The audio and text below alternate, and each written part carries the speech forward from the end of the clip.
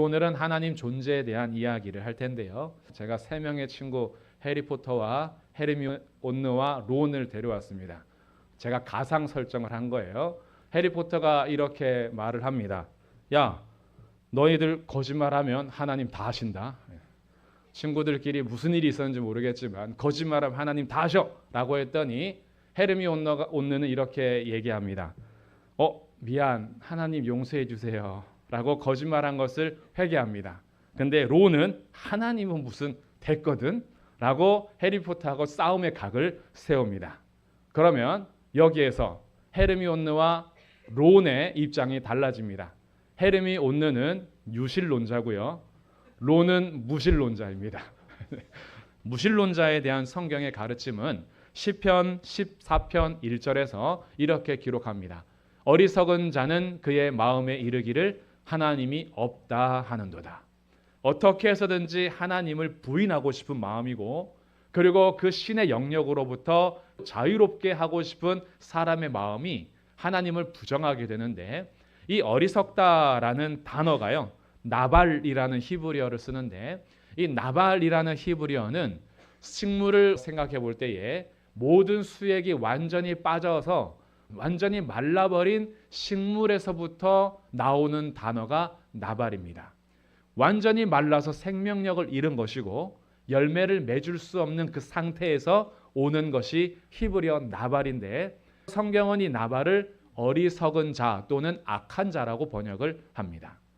그 삶이요 완전히 수액이 빠져버린 것처럼 인간에게 이성이라는 도구를 주셨으나 그 이성이 완전히 메말라 버려서 하나님의 존재를 부정하고 오만한 자리에 앉게 되면서 그 사람이 어리석은 자로서의 삶을 살거나 악한 자로서의 삶을 살게 됩니다. 이성이 없는 건 아닌데 이성을 남용하거나 오용을 하게 되는 그 상태를 어리석다라고 합니다.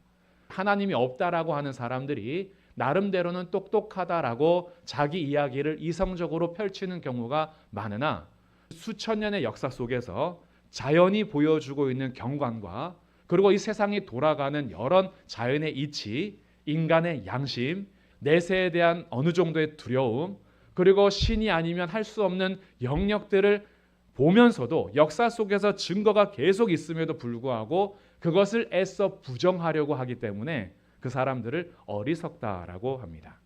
유실론자들은 신이 있다라고 믿는 사람인데 이런 질문이 던져집니다. 과연 인간이 신을 알 수 있을까? 하나님을 알 수 있는가라는 질문이 던져집니다.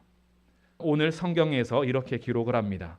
90편 1절에 보시면 주여 주는 대대에 우리의 거처가 되셨나이다. 산이 생기기 전 땅과 세계도 주께서 조성하시기 전 곧 영원부터 영원까지 주는 하나님이시니이다. 산이 생기기 전에 이 세상이 조성되기 전에 이 모든 땅도 없고 세계도 없을 그 전부터 영원부터 계셨던 분이 하나님이고 우리의 인생은 잠깐 자는 것 같으며 아침에 돋는 풀같이 어느 순간 사라지고 시들어져 버립니다. 우리의 인생은 그래요. 하나님은 세상을 창조하신 창조주시요 인간은 피조물 중에 한 피조물일 뿐이고 하나님은 영원하시고 영원하신 분이지만 인간은 호흡이 그치는 순간 사라지는 유한한 생명을 가지고 있습니다. 하나님은 이 세상을 손으로 재고 계시는 너무나 크신 하나님이시지만 인간은요 이 세상을 나 중심으로 생각하다 보니까 엄청 크게 여겨질지 몰라도 저기 점점 카메라를 위로 올려가면요 우리들은 작은 그냥 점 하나일 뿐이고요 우주에서 보면 지구도 조그만 점 하나일 뿐입니다. 하나님은 너무 크시고 인간은 너무 작은데 과연 인간이 하나님을 알 수 있는가라는 한 개의 질문을 던지게 되죠. 우리가 하나님을 알 수 있지라고 하는 것은요 이런 것과 같은데 개미 한 마리가 인간의 인생을 보면서 남자와 여자와 할아버지 할머니가 이야기 나누는 장면을 이렇게 보다가 개미가 이렇게 말합니다. 난 너희들을 이해해 라고 한다면 어떻게 생각하시겠어요? 우리보다 지성적이지도 않고 이성적이지도 않고 감정적이지도 않고 의지도 없는 그런 개미가요 인간의 이야기를 들으면서 난 이해해 나한테 말해봐 내가 다 이해해 줄게 라고 한다면 우리는 진짜 코웃음을 치게 됩니다. 그런데 인간의 영역은요, 개미가 인간을 보는 크기보다 하나님이 훨씬 더 크시고요, 인간은 개미보다 정말 작은 피조물에 불과합니다. 그럼에도 불구하고 하나님을 알 수 있는 이유는 무엇이냐 하면 하나님께서 우리들을 개미로 만들지 않으시고 하나님의 형상으로 만드셨기 때문이에요. 하나님을 아는 방법 두 가지를 우리에게 알려주셨습니다. 첫 번째는 창조 영역을 보면서 하나님을 알 수 있습니다. 그래서 우리 인간의 이성과 인격을 다 담아서 우리가 노력하고 발견해 나가는 것들이 있어요. 우리의 영역 안에서도 자연을 보거나 인간의 양심을 통해서 신의 존재에 대해서 알게 될 수 있어요. 그러나 신의 존재 알게 된다라고 해서 내가 알게 된 신이 바른 신이냐라는 것은 조금 다른 문제입니다. 양심에 따라서 인간이 자기 한계에 부딪히기도 하고 인간을 초월하는 누군가가 있을 거야 라는 것을 나름대로 짐작은 하지만 내가 짐작하는 그 신이 진짜 옳은 신이고 바른 신인지는 그것은 다 헤아려 알 수는 없습니다. 그래서 창조 세계 안에서는 나름대로 신을 알아갈 수는 있지만 한계점이 있다면 하나님께서 자기를 바르게 알려주신 그 영역이 바로 성경입니다. 성경을 통해서 하나님께서는 우리에게 자신을 알려주셨어요. 그래서 성경이 얼마나 귀한 것이냐라는 것을 제가 한번 예를 들어볼 텐데 도움이 필요합니다. 우리 기은이하고 예서가 도움이 필요해요. 이 두 사람은 한 명은 청년이고 한 명은 똑똑입니다. 자, 우리 두 사람 한번 앞에 보시고요. 나에 대해서 과연 얼마나 알까? 제가 이제 시험을 해보는 거예요. 자, 대답을 해보시면 좋겠습니다. 제가 질문을 하겠습니다. 조선은이 좋아하는 색깔은 무엇일까요? 기은이부터.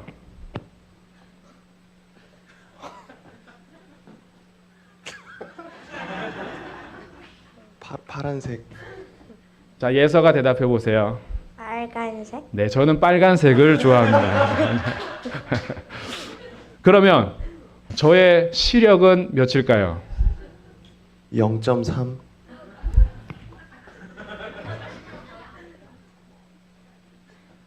(0.5) 네, 저는 0.5의 시력을 가지고 있습니다. 그래도 기은이가 저와의 연수가 있으니까 대답하면서도 이게 맞나 안 맞나 긴가민가 했을 거고, 예서는 제가 알려줬기 때문에 담대하게 말할 수가 있습니다. 우리 두 사람 도와줘서 고맙습니다. 네.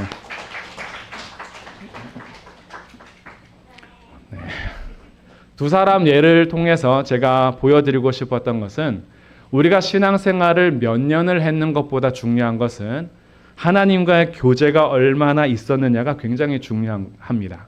하나님께서 우리에게 자신을 알려주신 것이 성경이에요. 그래서 제가 예서에게 말하는 것처럼 하나님께서는 기록된 성경을 통해서 우리와 교제하길 원하시고 자신에 대해서 알려주셨습니다.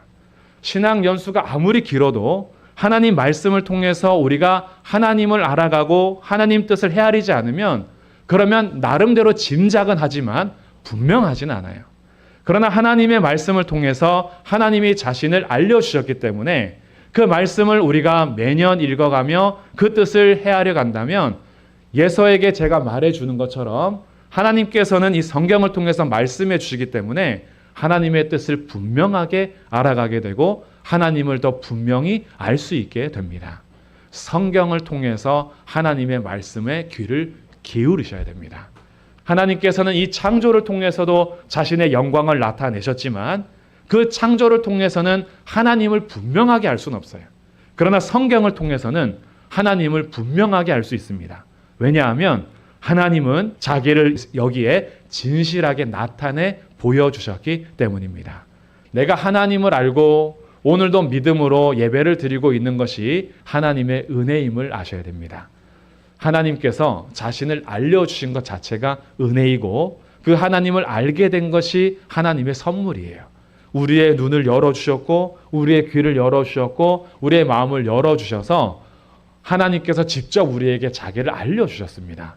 그래서 그 하나님을 알게 되셨다면 올 한 해 이런 결단을 하시면 좋겠어요. 하나님을 아는 자로서 예배하는 것에 더 힘써야겠다라고 결단하시는 첫째 주가 되기를 축복합니다. 두 번째 우리의 실천 사항은요. 성경을 꾸준히 읽고 묵상하는 삶입니다. 말씀을 묵상한다는 것은 계속 곱씹는 겁니다. 마지막 세 번째 실천 사항은 메모하시기를 제가 권면드립니다. 우리가 예배 시간에 하나님의 말씀이 선포될 때요. 들을 때는 기억하는데 나가면서 잊어버려요. 그래서 이런 생각하죠. 그때 좋았는데, 그때 하나님이 나한테 뭔가 말씀하셨는데 그게 뭐였지? 다시 듣기 하자니 시간이 아까운 것 같고 그래서 잊어버리고 또 흘러가 버려요. 그런데 메모하시면요. 그 메모를 보고 다시 기억합니다. 이것은 좀 습관화하시면 좋겠는데 설교 노트나 수첩을 좀 만드셔서 하나님 말씀을 묵상할 때든지 설교를 들을 때든지 메모가 가능하신 분들은 메모해 보시고 우리 젊은 청년들은 패드나 핸드폰 이용해서 메모하는 것도 괜찮습니다. 그렇게 메모해서 내가 보는 것이 목적이지 노트 만드는 것이 목적은 아니니까요. 그래서 메모를 하시고 메모를 하시는 중에 하나님께서 예배 시간 통해서 내게 하시는 말씀이 있습니다. 우리가 똑같은 말씀을 들어도요. 각자에게 하나님께서 세밀하게 하시는 말씀이 있어요. 그 말씀을 들으면서 실천사항 하나씩을 찾아보시는 거예요. 이게 굉장히 중요합니다. 메모하고 말씀을 들으면서 내가 적용하고 싶은 것을 하나 꼭 결단해 보는 거예요. 그리고 나서 나눔을 할 건데 우리 주보를 한번 보시겠어요? 제가 지난주에 말씀 요약을 해드리는 이유는 그 밑에 적용과 나눔 때문인데요. 이 지난주 말씀을 다시 한번 곱씹어 보면서 적용과 나눔의 이야기를 할 수 있도록 다시 짜본 거예요. 성도들께서 한 주 동안 말씀을 통해 어떻게 살았는지를 기억하셨다가 순별로 또는 오후 예배 때 앞뒤에 있는 분하고 내가 어떻게 살았는지를 나눔할 수 있도록 제가 다시 지난주일 말씀 요약과 적용 나눔을 실은 거예요. 그래서 이것은 내가 혼자 읽고 끝내는 것이 아니라 우리가 서로 메모하고 실천한 것을 나누면서 하나님 말씀을 살아내는 것을 이번 한 해는 좀 습관화해 보는 거죠. 우리가 예배 끝나고 잊어버리는 경우가 너무 많지 않습니까? 그리고 실천해야지라고 하지만 일주일이 금방 가버려요. 그런데 일주일 후에 오늘 들은 말씀을 가지고 다음 주에 나눌 거예요. 한 주 동안 어떻게 사셨는지.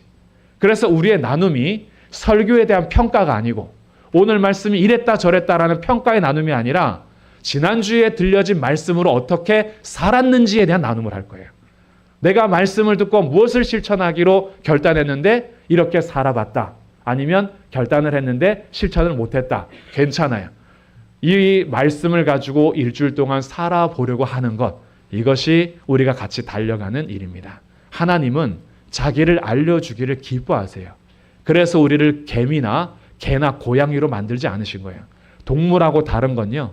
하나님의 형상을 따라 지으셔서 하나님을 알 수 있게 하셨고 주님은 인간과 교제하기를 기뻐하십니다.